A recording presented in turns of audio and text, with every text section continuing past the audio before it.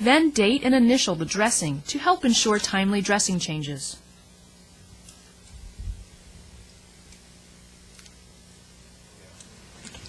Just going to show you a few things with her PICC dressing before you go home. Before discharge, teach the child and her parents about dressing changes and other aspects of the proper use and care of her central venous catheter. As long as they're staying on real well. If you start to notice the edges rolling up, or here at the insertion site it starts bubbling up, call home health. They need to come out and change it. Our dressing does two duties. It keeps it sterile underneath and it holds the PICC line in. So if you start seeing the dressing coming off, they need to change it quick, or we're going to let some germs under there and we could lose our PICC line. Okay.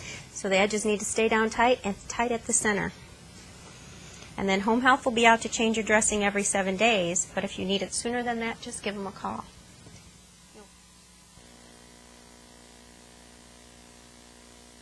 So today I'm going to talk to you about self-catheterization. First I'm going to show you the catheter. You can see it's really kind of tiny, very flexible and soft. Okay? And what we do is we're going to use good hand washing. We're going to clean the area that we're going to insert the catheter. And whatever that is right here on the outside. This is your urethra. And this little tube goes in that little hole. Okay? And this is a different view. It shows you how it goes up that hole all the way up into your bladder. When it reaches your bladder, your urine will drain out the tube into the collection device. However, at home, it'll just drain out of the catheter and into your toilet. Okay? And once you're done, once your bladder feels empty and no longer urine's coming out, then you just take out the catheter back out, and you wash the catheter with warm soapy water and wash your hands. Okay? The important thing is that both of you wash your hands very well. Okay? To catheterize a girl, prepare her thoroughly for the procedure. For example, demonstrate catheterization with a teaching tool and explain to her how to relax her pelvic muscles. Then with the catheterization kit ready and the girl supine on a sterile drape, really high, I can get this underneath you. Excellent. Can you lay down? Excellent. Great job. apply 2% lidocaine according to facility policy. For example, apply it to the catheter. Kiana, first I'm going to do is I'm going to clean your outside area, okay? And it's going to be a little cold. It's just some cold soap, okay? All right. You have to do this 3 times, okay? And this helps to keep the germs out. And with your non-dominant hand, gently separate and pull up the labia minora. Hold the labia open for the rest of the procedure. With your other hand, swab the meatus from top to bottom 3 times, using a different povidone iodine swab each time. Next, insert the lubricated catheter. Okay. Are you ready? On the count of 3, I want you to take a big deep breath and blow out. Okay? 1, 2, 3. Blow out. Excellent. For intermittent catheterization, direct the catheter down slightly and insert it gently through the meatus to an age-appropriate depth, or until urine appears. Don't force the catheter.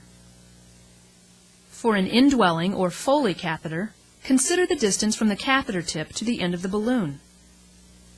Insert the catheter similarly, but as soon as urine appears, insert the catheter this pre-measured distance, plus ½ an inch for a young girl, or 2 inches for a girl over age 8. Or follow your facility policy about insertion depth. Inflate the balloon with sterile water and gently pull back to ensure that the balloon is inflated properly. Okay, now we're going to see if we got any urine there. Let me hook you up. Then connect the catheter to a closed drainage system. Okay, let's see if we have any urine.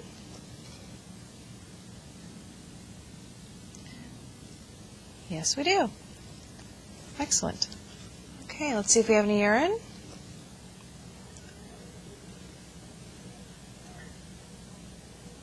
Excellent. If needed, collect a urine specimen. For an intermittent catheter, hold the end of the catheter over a specimen cup. For an indwelling catheter, obtain a specimen from the urine collection bag of the closed drainage system. If too little urine is in the collection bag, obtain it from the catheter before it's attached to the closed drainage system. When you've obtained the required amount of urine, pull back gently on an intermittent catheter to remove it. Okay, now I'm going to clean you up a little bit and make you feel more comfortable. Okay. Then use water to remove the povidone iodine and lubricant from the girl's meatus and labia. Kiana, thank you for being so helpful today. You made it much easier for me and probably a lot more comfortable for you. So thank you. This goes over the proper procedures for you to catheterize yourself. One of the most important things you need to do is make sure that both of you practice good hand washing techniques before you do this. Then ask that you gather all your supplies. So you need to gather. If the girl will need to be catheterized at home, teach her parents how to perform the procedure. Explain that they may use a changing table to catheterize an infant or young child, or use a toilet for an older child. So, do we buy these supplies in a pharmacy, or do we have to get it in the hospital? Usually there's a medical supply company that will supply you with all your medication needs, and that's through your insurance who chooses that supply company. And so another thing you need to do is make sure that you have all these things together. Lots of kids put them in like Ziploc baggies and things like that so that they're discreet and they can keep them in their backpack. Okay? Hi, we're going to start changing Andrew's bag today, okay? I'm going to put this towel out. It's a good idea to put a towel or a waterproof pad when you go to change the bag so that way our bed won't get soiled. Before changing an ostomy pouch or dressing, position the infant supine and place a towel or disposable waterproof barrier under him. Will you help me hold his legs in case he gets very wiggly on us in the skin? To change an ostomy pouch, remove the existing pouch and barrier by pushing the infant's skin away from the skin barrier. If needed, use an adhesive remover. Using warm water and a gauze pad or washcloth, gently clean the infant's peristomal skin. As you do, note the condition of his peristomal skin. I can see it's a little red. I see what you mean. Then pat it dry with a gauze pad or towel. Then prepare the skin using a barrier with sealant that's appropriate for the condition of the skin. Go all the way around. And this takes a good minute to dry. Okay, all the way around. And while we have it open, we're going to measure the site and make sure that we have the right cut when we cut his bag open. So we're a little smaller than a 16th. So while this is open, we're going to clean and then we'll let it dry. I'm going to go to the bag and I'll mark on here where it needs to be cut. And I'm going to actually mark with my ink pen.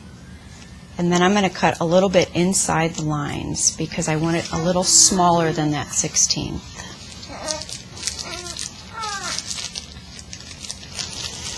I always put my finger inside the bag so when I go to cut, I won't cut the outside of the bag.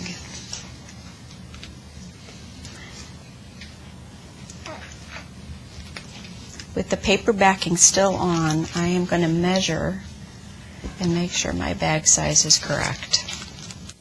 Center the pouch over the stoma, check its fit, and trim the wafer as needed. The stoma should fit snugly in the pouch so that stool drains into it, not on the skin. If the infant will have a one-piece pouch and the wafer has an adhesive backing, remove its paper cover. Then press the adhesive backing of the pouch's wafer onto the infant's skin. Start at the bottom and work up the sides and across the top. Gently press it down on the skin and apply light finger pressure on the wafer and pouch for 1 to 2 minutes. If the infant will have a two-piece pouch, apply the barrier with the adhesive flange as you would apply the wafer of a one-piece pouch. Then affix the pouch and press it gently with your fingers for 1 to 2 minutes. And then we roll it up. And then pinch it closed, pinch it tightly so no stool can leak out. For either type of pouch, gently tug it down so that it points toward the feet or the side. If the infant will need ostomy care at home, teach the parents how to change his pouch or dressing. To ensure their understanding, observe their return demonstration and provide feedback.